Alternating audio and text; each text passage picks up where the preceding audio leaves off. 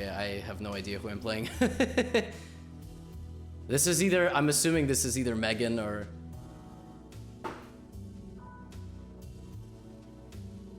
I guess I can play Guess the Elo. I have no clue, which is very bad. But it's okay. 92. Okay, principal is C5. Oh, that was a really nice game, the positional game last one, but I didn't step on the gas fast enough. Okay, I think this is probably Megan. I feel like Alice would be very well prepared. I don't know Megan's strength. I think Megan is like 2100. I think Alice would have played like a bit more critically. Alice is very well prepared. But I don't know. I think just from the opening, I doubt I'm playing Alice. And Megan is also the youngest. I think Megan is like 9.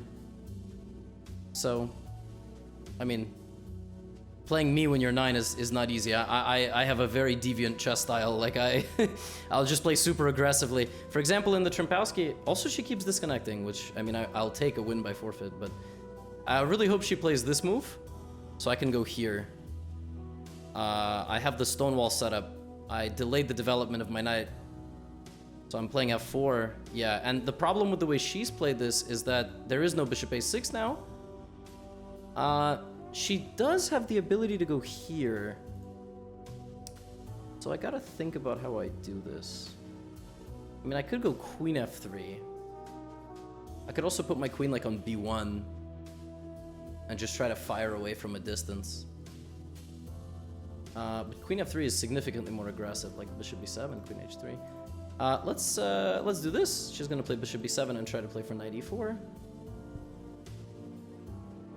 And I guess I will play some queen b1. Queen b1 is a unique idea. It's a cool idea. You simultaneously put pressure and you also prevent knight e4, which is a very... And you have to play queen b1 because after c5, c4, the bishop cannot drop here if the queen is there. So there's actually no problem putting the queen on this passive square.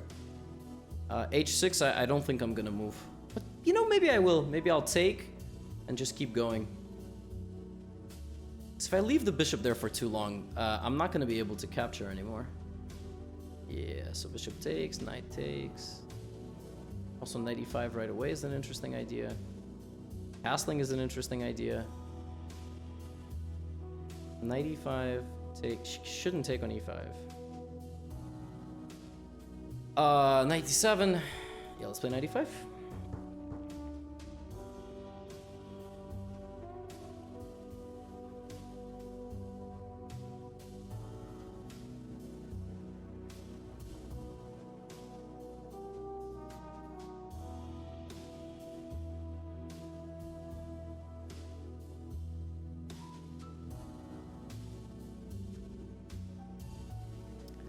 The question is if this is a problem. For instance, take, knight here, take. I can play bishop h7, but after king h8 I have some problems. Okay, she just plays h6. But I'm gonna take now. I'm very happy to see this move. And whatever recaptures on e5. I mean, I suppose she could go here, but that's a very bad move. I don't really care what takes on f6, not e5. Castles is next. I also don't have to castle. I could try to like deliver checkmate without castling, but I don't think I should. If my pawn was already on h4, I could like try to trampoline. Yeah, now the $1 million question: to castle or to play like some g4? I mean, g4 is a terrible move. Is it time to bring the queen out of hiding? Can I play queen d1? Knight e5, de. Probably not. Let's just castle. Keep it simple. She has less than 2 minutes. The onus is on her. Well, she also keeps disconnecting, which I think actually this is not a bad move for her. Yeah, I mean, he keeps disconnecting. Okay, I've decided. If this, I'm gonna take with a pawn. If bishop g5, I'm gonna play queen e1. If f5 or f6, I'm gonna play en passant. And then, or knight f3.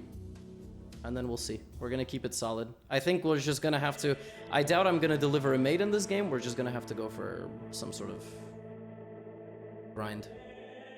I can also take with the d pawn to keep more space here, but then I'm allowing this. But then she has no time.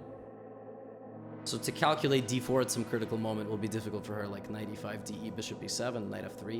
If only I could like switch these two. I mean, I could, but might take too much time. In general, the move queen d1 will be very useful. Takes the bishop. Huh. She wants to play f6. fe, queen g5. She's trying to play f6. That's the idea. Can give a check, knight f3, take. Okay. I'm not convinced. Play f6.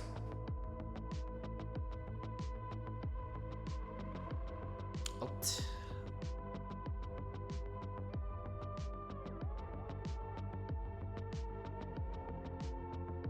Oh, but that's wrong. That shouldn't work. Maybe rook f4 even. And then if f6. Some h4. f4, 6, knight f3. The queen has to go to h5. And then, well, the queen escapes, but I have rook h4.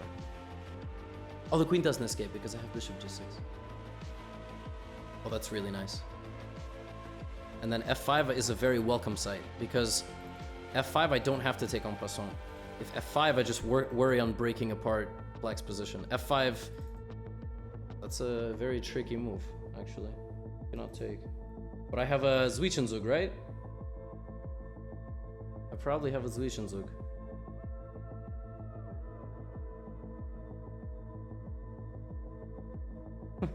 But do I want the Zwischenzug is another question. Knight f3, queen e7, ed f6. Bishop h7, king h8, knight h4. Yes, that looks very convincing. I have a nice trick. h7, king h8, knight h4. If this mate, king h8, and I jump in, and I'm winning. I'm winning at least the queen. Nice. If the queen moves, knight g6, knight f8 is double check. Yeah. Check. Double check. Take on d7. Let's just take here.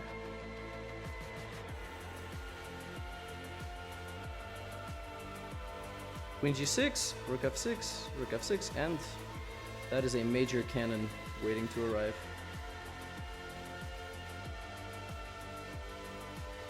I can take, and I have rook f7. Yep. Nice! Nice, nice, nice! Nice! Clean attack. Very nice.